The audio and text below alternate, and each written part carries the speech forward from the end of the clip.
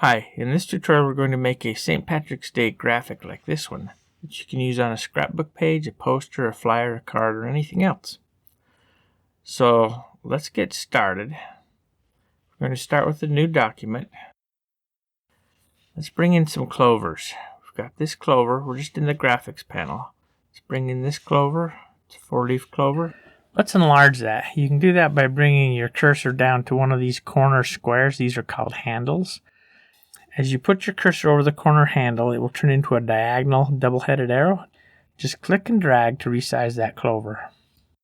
Let's click the check mark to accept that. Then let's bring in this 3-leaf clover. And we'll do the same thing. We'll make it just a little bit bigger, and we'll make it overlap the 4-leaf clover just a little bit. Now I want to put a gradient in those, so let's come over and get our gradient tool. Let's set up our gradient. If we click on the gradient here in the options bar, it will open the gradient editor, and that's where we can make our gradient.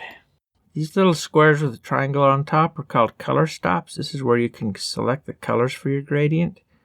Let's just click on that square, and the triangle on top turns black. That shows you that that stop is selected. Then let's click on the color swatch, and it opens up our color picker, and we'll just pick a green. We'll pick this green down here, kind of a dark green. Click OK.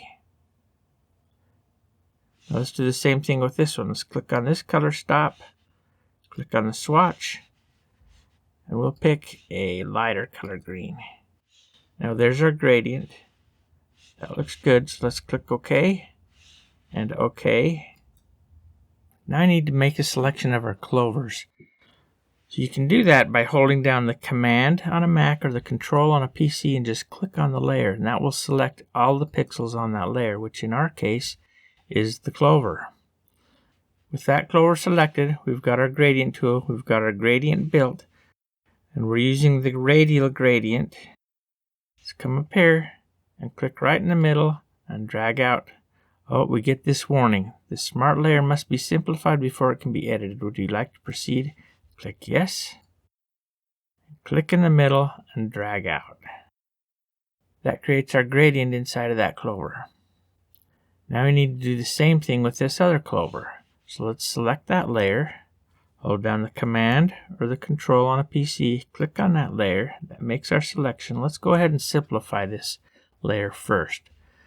Come up here under these lines. If you click on those lines, you'll get a drop-down menu. Click on Simplify Layer. And now we can just come over here and click in the middle and drag out towards the outside, and that creates our gradient. Command D or Control D will deselect that. Now I want to make a copy of the 4-leaf clover. You can do that by selecting that layer, coming up here under these lines and clicking on Duplicate Layer, or you can come up here under Layer, Duplicate Layer. There's a shortcut key, and if you're going to be duplicating layers a lot, which I do, you can use the shortcut key, which is a lot better. It's Command J on a Mac or Control J on a PC. That will just make a copy of that layer. Let's get the Move tool and just slide that over here. And I'm going to rotate that just a little bit. To rotate it, just bring your cursor up here to the corner, and it'll turn into a curved double-headed arrow. Just click and drag and it'll rotate around there. Now let's make this a little bit bigger too. And click the check mark to accept that. Let's make a copy of this 3-leaf clover. Click on the layer to select it. Command J or Control J to duplicate that layer. Then let's get the Move tool and move it up a little bit. Let's make it a little bit smaller, and let's rotate it just a little bit. Something like that. Click the check mark. Let's make some more copies of that little one. Command J or Control J if you're on a PC to make a copy of that layer. Let's bring it down here a little bit. We'll make it a little bit smaller, and we'll rotate it a little bit. Click the check mark. Let's make one more. Command J or Control J. Let's move it over here. Let's rotate it just a little bit. Let's make it just a little bit bigger and click the check mark. Now I want to put a stroke around those. So with one of the layers selected, come up here under Layer, Layer Style, Style Settings. Let's select the stroke. We're going to go ahead and leave it with black stroke. Let's just move this slider over to the right just a little bit to increase the size. We can see what it's doing right here. 7 looks about right. Click OK. This is 7 pixels. Click OK. Now I want to put that same stroke around the other clovers, so I can do that by copying that layer style or that effect to the other layers. All I need to do is hold down the Option on a Mac or the Alt on a PC and click on that FX and just drag it to the other layers. Now let's bring in some type. Let's grab the type tool. I want to use white. If not, you can change your colors there. Just click on that, you'll get the color picker. I'll just use white.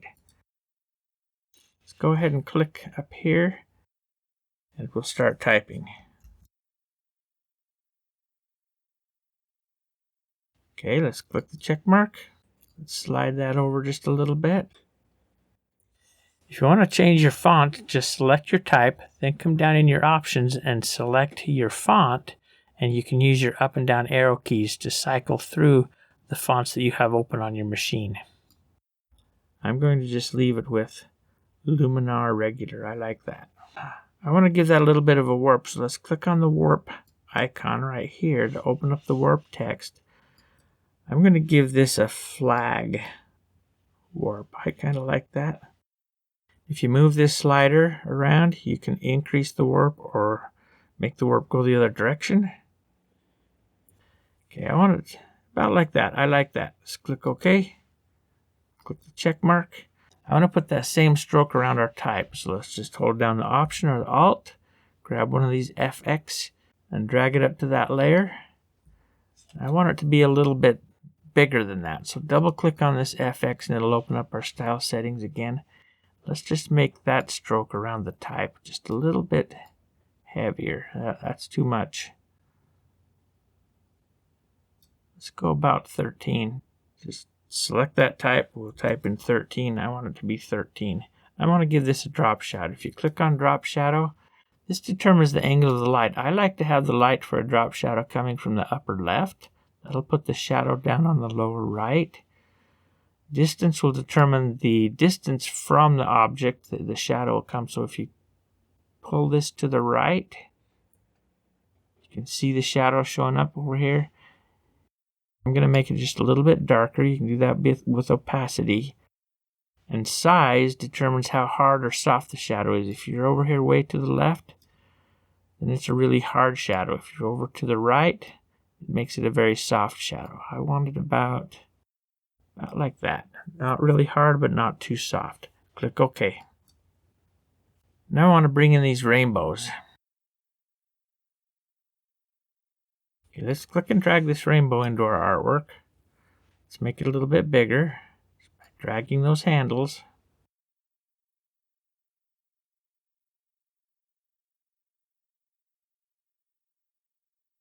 And I want that to be at the bottom. We can move the layers just by clicking on the layer, holding down the mouse button, and dragging it down in the layer stack. You can see as I drag it down, the line between the different layers gets dark and black and thick.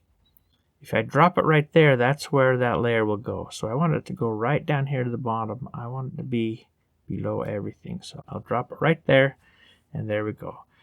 Now I want to make a duplicate of that layer. Command J or Control J. Let's select the bottom one, and I'm going to flip that horizontally. We can do that by coming up here under Image, Rotate, Flip Layer Horizontal. Now we have it flipped. Let's just drag it over here.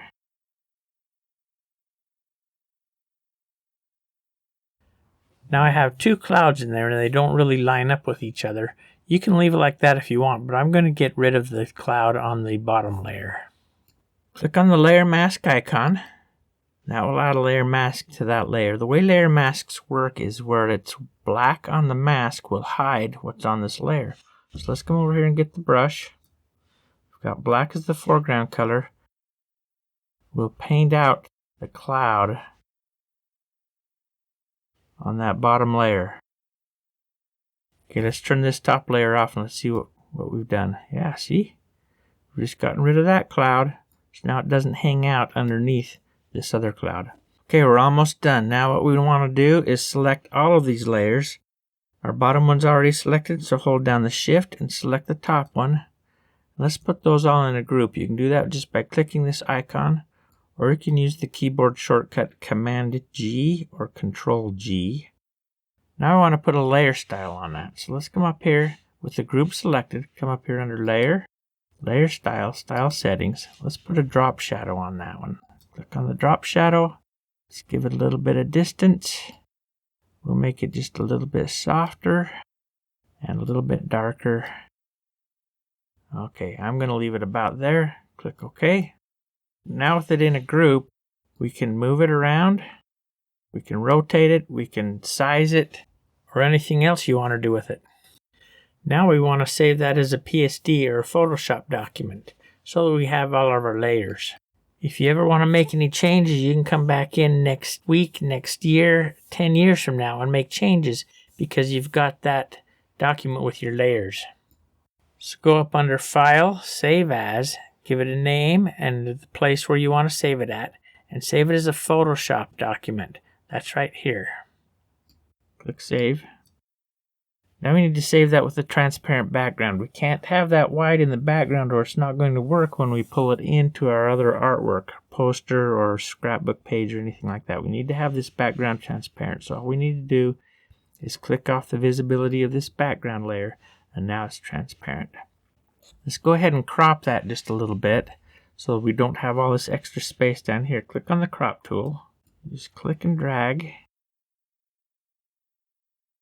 Down here I've got 5x7.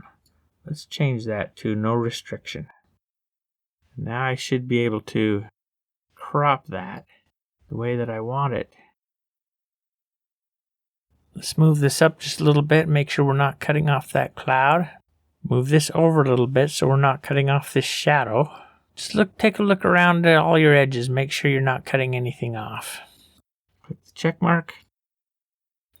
Now we're cropped and we have our transparent background. We can save that as a PNG.